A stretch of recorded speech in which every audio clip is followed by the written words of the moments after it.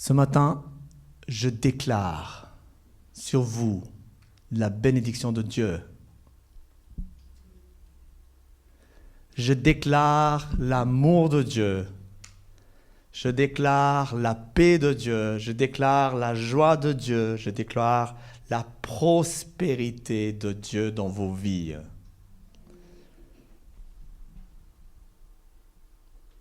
Vous n'êtes pas plus enthousiaste que ça? Ça vous fait rire?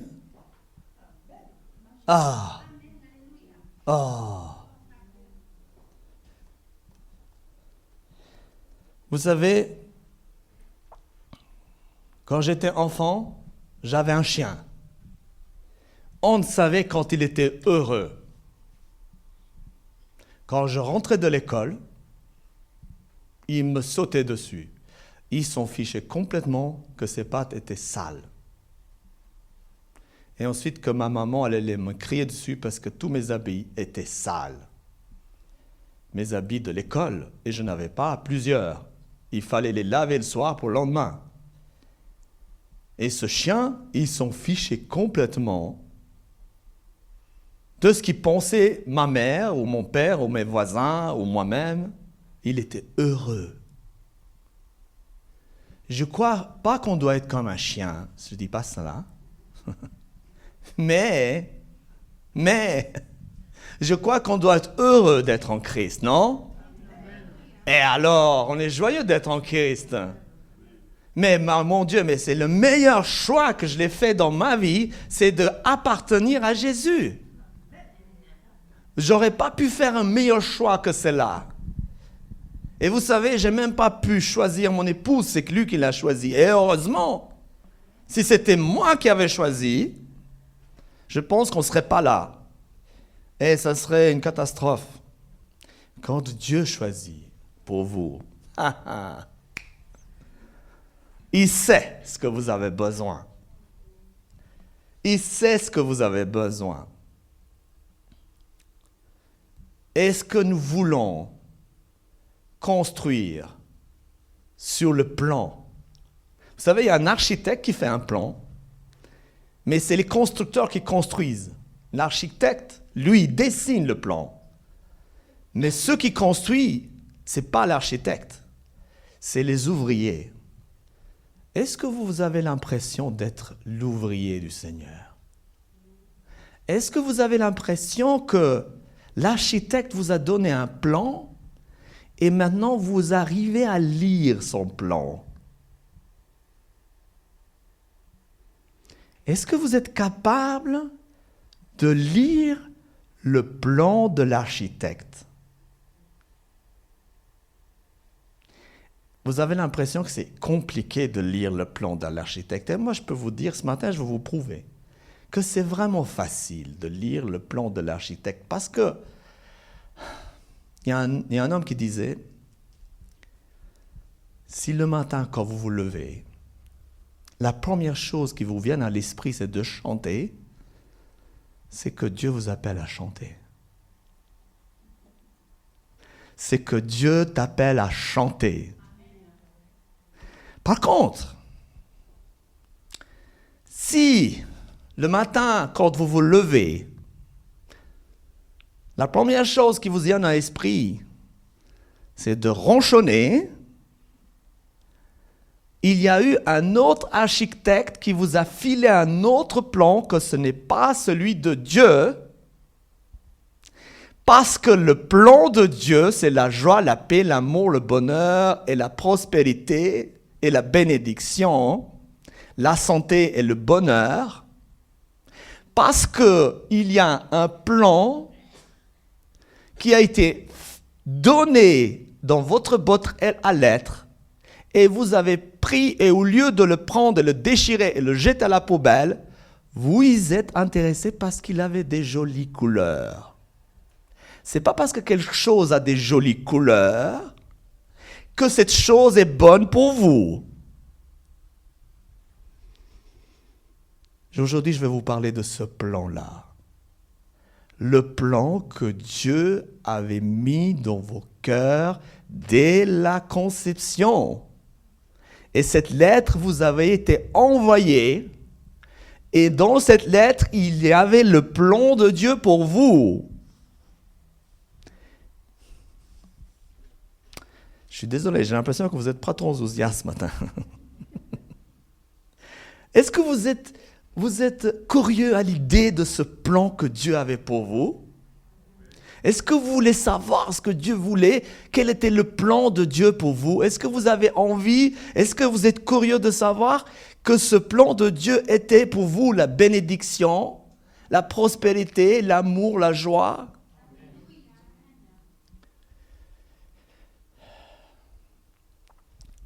Vous savez,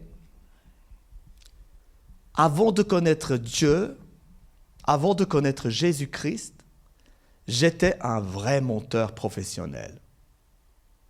Je peux vous dire que j'avais vraiment de l'expérience dans le mensonge.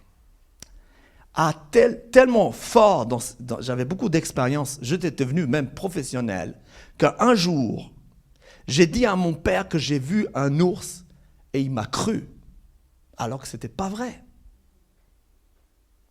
Quand vous arrivez à faire croire aux gens des mensonges, c'est que vous êtes un professionnel menteur. Aujourd'hui, nous ne sommes plus à ce stade. Je ne parle pas de cela. Mais il y a des mensonges subtils. Il y a des mensonges subtils parce que dans Jean 8, verset 32, il est dit, vous connaîtrez la vérité et la vérité vous rendra quoi? Libre. Dites-le, la vérité me rend libre. Et qu'est-ce qui se passe? Qu'est-ce qui se passe dans une ville? Imaginez dans une ville où la construction a été faite selon le plan d'un architecte qui a tout construit d'une manière que tout fonctionne mal. Qu'est-ce qu'il faut faire dans cette ville? Il faut appeler un autre architecte. Et notre architecte, c'est Jésus-Christ. Et on lui dit, dans mon âme à l'intérieur, il y a une construction qui a été faite sur le mensonge. Maintenant, j'aimerais un autre constructeur, un autre architecte qui vient dans ma vie. Et ceci, il va venir et il va renverser ces forteresses qui ont été construites en moi. Vous savez, il y a un temps où je disais, je ne vaux rien. Je disais cela. C'est une forteresse. Parce que vous savez qu'une pensée génère une action, génère une émotion et une action. Et une pensée répétée génère une habitude. Et une habitude répétée génère un paradigme. Et un paradigme répété génère une forteresse. L'autre jour, j'avais une vision. Est-ce que vous arrivez à s'en prendre à une forteresse avec une balle de ping-pong? Est-ce que vous pensez que vous arrivez à la détruire avec une balle de ping-pong, une forteresse? Il faut prendre les gros moyens. Quels sont les gros moyens pour détruire une forteresse? Nous pensons que nous pouvons envoyer une bombe là-dedans et exploser. Des fois, ça se passe comme ça, mais ce n'est pas toujours comme ça. La destruction commence là où elle a terminé. Par le toit. On commence à détruire le toit. On commence à détruire. Et ce mot « je vaux rien », on le remplace « je suis merveilleusement formé ». Joanne va nous lire le psaume 139, verset 14. Écoutez bien. Je te loue de ce que je suis une créature si merveilleuse. Alléluia. Tes œuvres sont admirables et mon âme le reconnaît bien. Tu peux répéter parce qu'ils n'ont pas bien entendu. Je te loue de ce que je suis une créature si merveilleuse. Tes œuvres sont admirables et mon âme le reconnaît bien. Une forteresse à renverser et une liberté à bâtir. Vous ne pouvez... Je disais ce matin à une sœur, je dis, ma sœur, si votre verre est rempli d'eau et que vous voulez boire du jus d'orange, n'essayez pas de mettre du jus d'orange par-dessus. Enlevez d'abord l'eau et ensuite mettez le jus d'orange. Elle m'a dit, ouais, il y a des meilleures vitamines. Oui, c'est vrai. Des fois, nous voulons construire quelque chose dans lequel il y a eu déjà une construction. Et puis on dit, mais pourquoi je n'arrive pas? Parce qu'il faut commencer à déconstruire. Dieu ne m'aime pas vraiment. Moi, au début, je disais, mais Dieu, est-ce que Dieu vraiment, il m'aime? Mais la liberté à bâtir, c'est Dieu m'aime d'un amour éternel. Jérémie 31, verset 3. Écoutez bien. Je t'aime d'un amour éternel. C'est pourquoi je te conserve ma bonté. Alléluia. Si tu sens que Dieu ne t'aime pas vraiment parce que tu as tellement souffert, commence à déconstruire cela en disant Dieu m'aime d'un amour éternel. Répète cela tous les jours, comme j'ai dit. Quand tu répètes, ça devient une habitude. Quand tu répètes l'habitude, ça devient un paradigme. Et quand le paradigme est répété, devient une forteresse, mais celle-ci, elle est de Dieu. Elle est bien construite. Une autre mensonge, c'est des fois dans la vie, on a des défis, il y a des choses qui ne vont pas bien, la voiture tombe en panne, le mari ne va pas bien, la femme ne va pas très bien. Et qu'est-ce qui se passe? Tu commences à dire, je suis un échec. Peut-être plus vous maintenant. Mais tu commences à penser et dire, oui, c'est ma vie, c'est vraiment, je suis jamais en bonne santé, c'était dur. Je dois peut-être souffrir parce que le chrétien doit souffrir. C'est bien pour le chrétien de souffrir, ça c'est des mensonges. Qu'est-ce qu'elle dit la Bible dans Romains 8, verset 37? Mais dans toutes ces choses, nous sommes plus que vainqueurs par celui qui nous a aimés. Plus que vainqueurs. Est-ce que vous avez vu un vainqueur qui est dans un échec? Moi, je n'ai jamais vu un vainqueur en échec. Donc, vous commencez à dire, je suis plus que vainqueur. Le problème arrive, vous dites, je suis plus que vainqueur. Le souci arrive, je suis plus que vainqueur. J'en perds ma voix. Donc, on veut détruire, renverser les forteresses de mensonges. Peut-être que vous n'allez pas dire ça, mais peut-être que vous allez dire d'autres choses subtiles. Plus subtiles que ça. Ça, moi, je donne quelques exemples. Mais sûrement qu'au fond de vous, peut-être qu'il y a des choses qui vous chicanent. Maintenant, on va prendre une autre forteresse qu'on doit renverser, c'est la peur. À la confiance parfaite.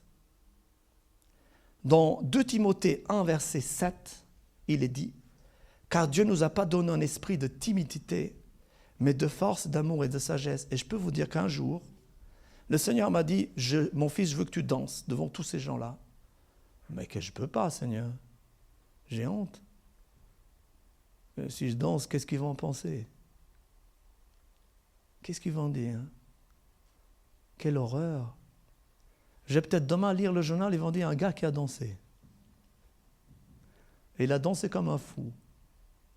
Et puis en plus, il a dit qu'il a dansé pour le Seigneur, qu'il n'est même pas visible.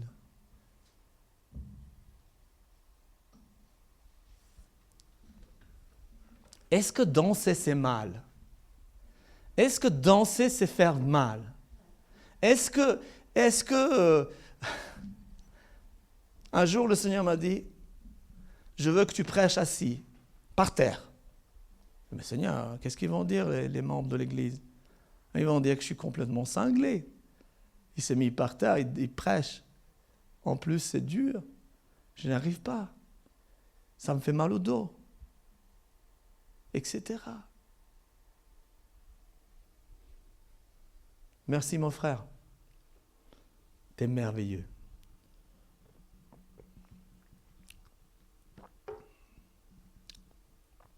Combien de fois nous sommes timides? Pour rien du tout. Ah, c'est bien d'être timide pour des choses qui sont malsaines. Ah oui, il ne faut pas tout mélanger. Mais ne soyez pas timide pour des choses simples, qui sont saines, qui sont propres, qui sont pures, qui sont justes, qui sont honnêtes, qui sont respectueuses. Si j'ai envie de... Des fois, on n'a pas envie, on n'ose pas embrasser quelqu'un parce qu'on a peur que, je ne sais pas comment il va prendre et ce qu'il va penser. Mais il pense ce qu'il veut. Toi, tu dois être honnête. Toi, tu dois l'embrasser honnêtement. Si lui pense ça, c'est son problème. Il y a une forteresse à renverser. Dans la peur. Quand on commence quelque chose, on a peur d'échouer. Mais la Bible dit dans Philippiens 4,13, Je puis tout par celui qui me fortifie. je puis tout par celui qui me fortifie. Il y a une autre peur, c'est je suis seul face aux épreuves. J'ai tellement de difficultés, je suis seul. Et qu'est-ce que la Bible dit dans Psaume 23, verset 1? L'Éternel est mon berger, je ne manquerai de rien. L'avenir me fait peur. Et vous avez entendu les informations, ça va? Il y a peut-être une nouvelle guerre qui va éclater. Oh, et c'est 2 pays qui ont la bombe nucléaire. Hein? On va mal finir. Mais comment un chrétien il peut mal finir? Un chrétien il va toujours bien finir. Il ne peut pas mal finir un chrétien. Sinon la Bible c'est du blablabla. Non. Le chrétien c'est toujours bien, il va bien finir. L'avenir me fait peur. Oh là là, l'IA. Oh, qu'est-ce qu'on va faire? On va être dirigé par les robots. Vous savez, il y a 20 ans en arrière, on ne nous arrêtait pas de dire la puce. Oh, moi, quand j'étais enfant, on avait des poux. Ça, c'était ennuyant. Mais les puces, surtout pas. Moi, j'ai entendu des frères et sœurs me dire à cette époque, surtout pas, n'aie pas la carte Cumulus. Oh là là, si tu as la carte Cumulus, c'est la bête. Regarde derrière la carte, il y a 3 signes, 7, 7, 7, 7. 6, 6, 6, pardon. Je dois boire un peu d'eau. Hein.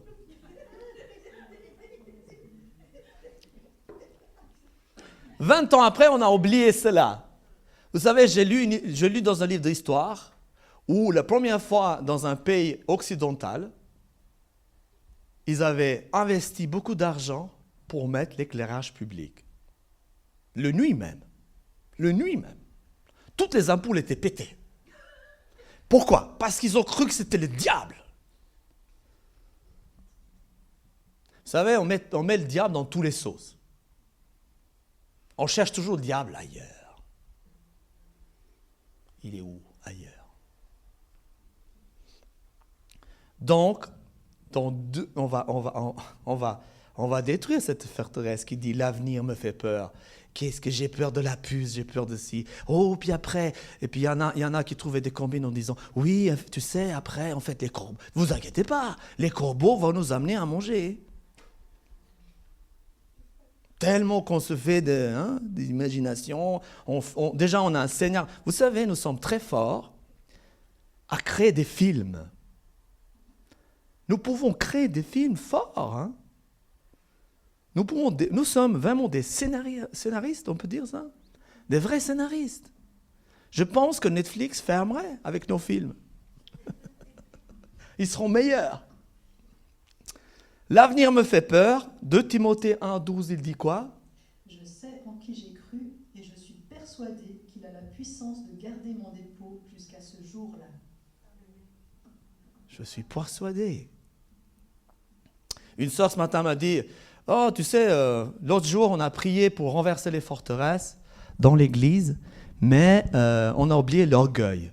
Ben, ma sœur, regarde, l'orgueil, il est là. On va parler de l'orgueil maintenant. De l'orgueil à la grâce. De l'orgueil à l'humilité.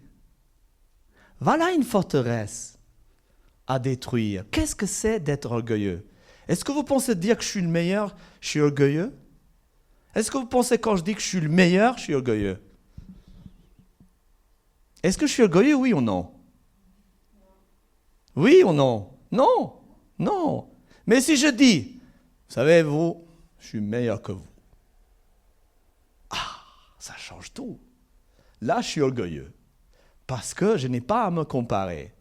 Je n'ai pas à prendre la place de quelqu'un d'autre. Il y en a, ça me fait rire, parce que des fois, il y a des jeunes filles qui sont dans la salle de bain, qui prennent une brosse à cheveux, puis ils chantent. Comme ça, ils se croient vraiment qu'ils sont dans un concert. C'est magnifique. J'aime bien, il faut rêver cela. C'est bon. C'est bon.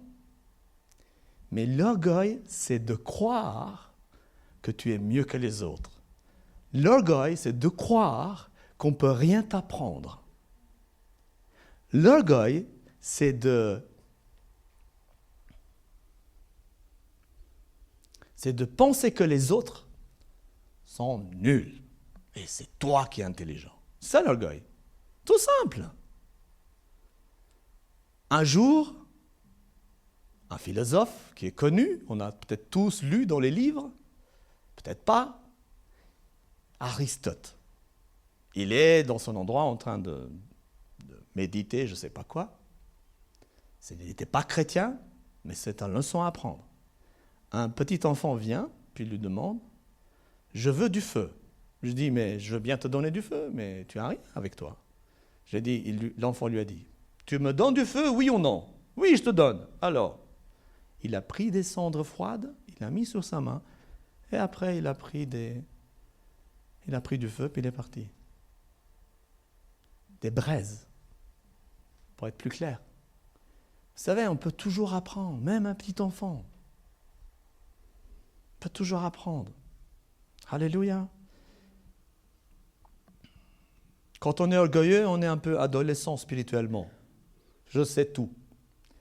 Donc, la Bible dit dans Jacques 4, verset 6, « Dieu résiste aux orgueilleux, mais il fait grâce aux humbles. » J'ai dit au Seigneur ce matin, « Ah, ben voilà, je vais dire à l'Église que ça serait bien qu'ils lisent Jacques, parce que c'est la sagesse. » Puis le Seigneur m'a dit, « Et toi, est-ce que tu lis Jacques ?» Je dis, « Non, je n'ai pas lu Jacques depuis un moment. » Alors d'abord, tu lis Jacques, toi, et puis après, tu dis à l'Église. Vous savez, le Seigneur, il nous reprend. Hein? L'orgueil, c'est « je n'ai besoin de personne. Je me débrouille. » Non, j'ai besoin de personne. La liberté à bâtir, c'est « sans moi, vous ne pouvez rien faire. » Jean 15, 5.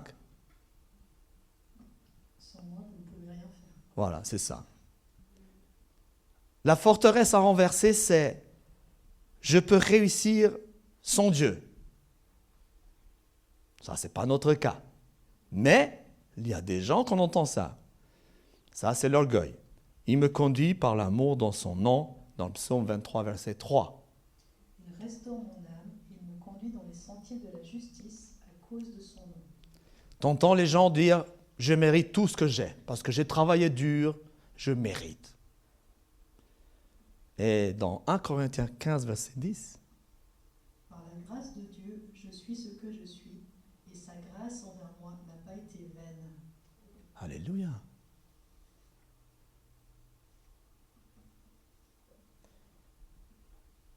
Il y a quelque chose de subtil, la condamnation.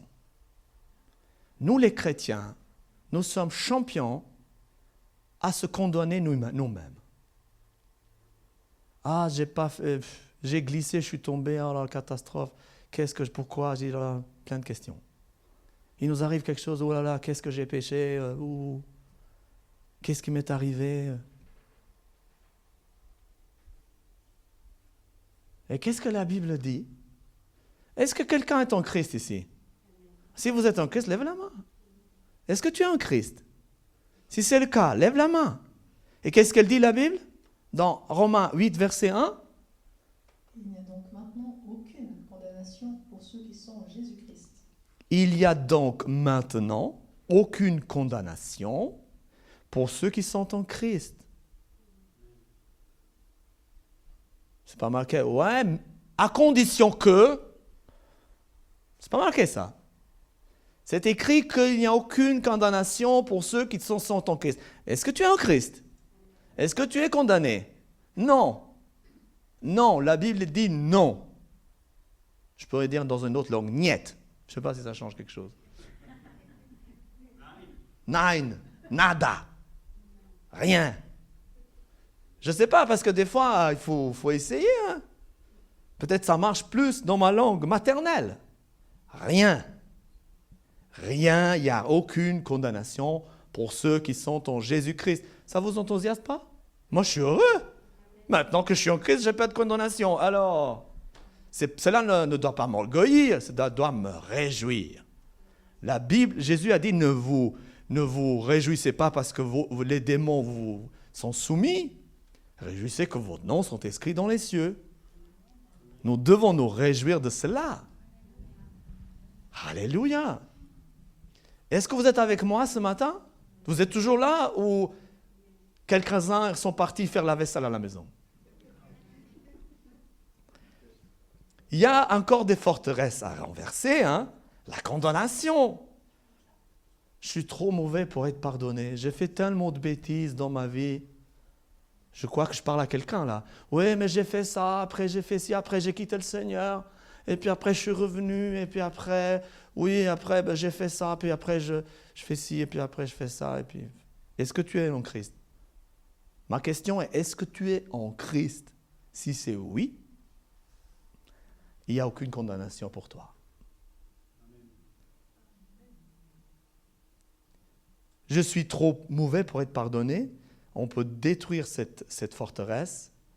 On peut bâtir une liberté. Vous savez, détruire, c'est facile, mais après, il faut déblayer et construire. Parce que si vous détruisez sans construire, c'est rien du tout, c'est des ruines. Donc, on détruit, on déblaye et on construit. Donc, qu'est-ce qu'elle dit dans la Bible, dans 2 Corinthiens 5, verset 17? Elle dit, en Christ, je suis une nouvelle création. C'est juste?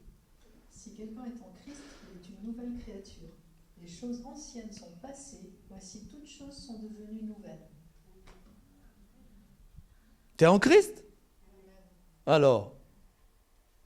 Oui, mais j'ai fait une bêtise hier. Et je ne sais pas si Dieu pourra me pardonner. C'était impardonnable ce que j'ai fait.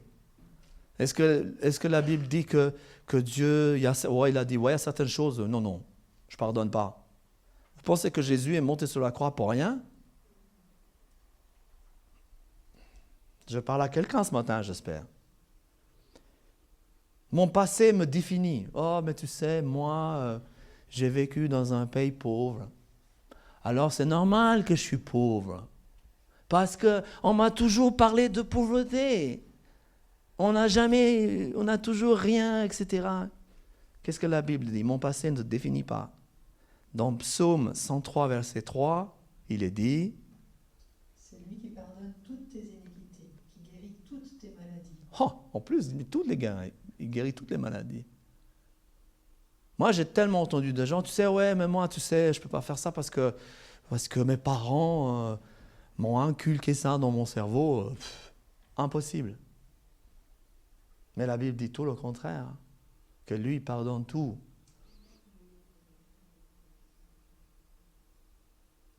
Tu sais, moi, j'arrive jamais à être assez bien. Tu sais, j'ai essayé, mais la Bible dit que dans Hébreux 8, verset 12, « Car je pardonnerai leur iniquité, et je ne me souviendrai plus de leurs péchés. » Oh, il ne se souvient plus. Ça veut dire que Dieu, il te pardonne et il ne se souvient plus. Attends voir, on va feuilleter un peu ton livre d'histoire et on va aller dans la page 62. Là, c'était un mardi, tu as piqué un vélo et là, ouais, je t'ai pardonné, mais je me souviens. Hein? Oui, il n'y a pas de problème. Mais juste, rappelle-toi de cela. Vous savez, une fois, j'avais piqué un vélo. Hein? Et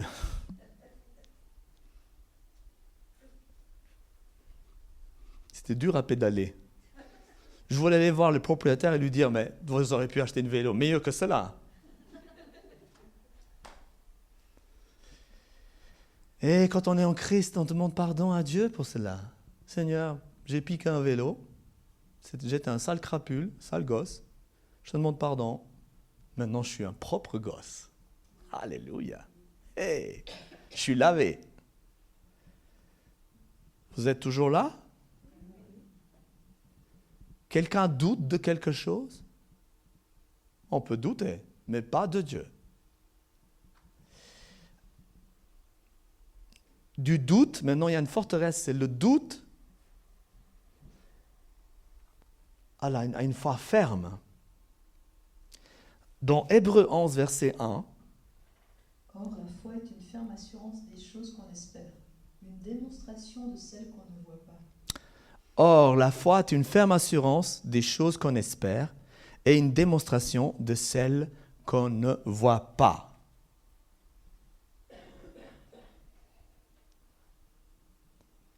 Une fois, j'étais avec mon père à la chasse. Des fois, on chassait la nuit. Puis j'avais environ 12 ans. Et puis, de loin, on voit quelque chose de noir, mais il faisait nuit, on ne savait pas ce que c'était. Je dis à mon père, il me dit, tu penses quoi? Qu'est-ce que c'est ce col? Parce que toi, tu as des meilleurs yeux que moi je ne vois pas bien. C'est quoi? Je lui dis, je ne sais pas. Tu penses qu'il faut tirer dessus? Oui, tire dessus. C'était un chien. C'est grave. J'ai dû demander pardon à Dieu pour cela aussi. Et Dieu m'a pardonné. Et si Dieu m'abandonnait pour cette histoire?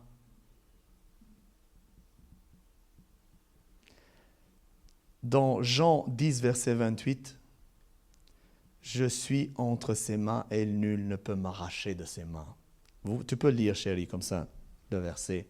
« Je leur donne la vie éternelle. Ils ne périront jamais et personne ne les ravira de ma main. » Personne. Cette situation? L'autre situation du vélo? Vous pensez que votre pasteur était chou mignon avant d'être chrétien? Pas du tout. Pas du tout. Mais en Christ, on a fait quoi? On a renversé les forteresses. Alléluia. Et si sa promesse ne s'accomplissait pas? Et si j'ai mal entendu? « 1 Corinthiens 1,9 dit, pour renverser liberté à bâtir, Dieu est fidèle. » 1 Corinthiens 1,9, c'est ça. Dieu est fidèle, lui qui vous a appelés à la communion de son Fils, Jésus-Christ notre Seigneur. Et si je n'étais pas vraiment sauvé? Moi, j'ai entendu des chrétiens, ouais, mais pour être sauvé, faut marcher par l'esprit, faut être hyper spirituel, mon gars. Tu dois être spirituel. Quand tu te lèves le matin, là, toute la journée, là, spirituel. Haut level de spiritualité. Bon, d'accord, mais c'est quoi d'être spirituel? Quand tu te racontes, c'est impossible. Tu ne peux pas être comme ça spirituel. Prier toute la journée, chercher la face de Dieu toute la journée, louer le Seigneur pendant des heures. Moi, je suis OK, d'accord. Et puis autre chose, qu'est-ce qu'il faut faire? Oui, et puis après, demander au Seigneur tout. Quand tu vas au magasin, Seigneur, qu'est-ce que j'achète pour manger ce soir?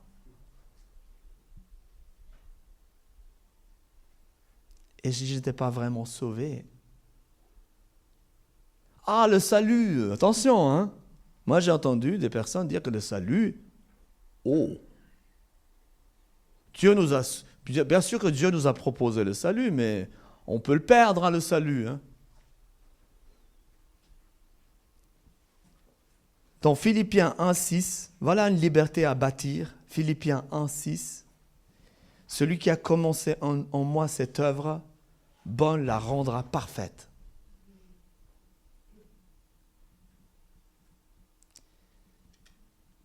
Conclusion. Chaque forteresse renversée, c'est un terrain pour la victoire de Christ dans nos vies. Nous ne sommes pas seulement appelés à renverser, mais à bâtir une vie remplie de vérité, d'amour, de foi et de paix.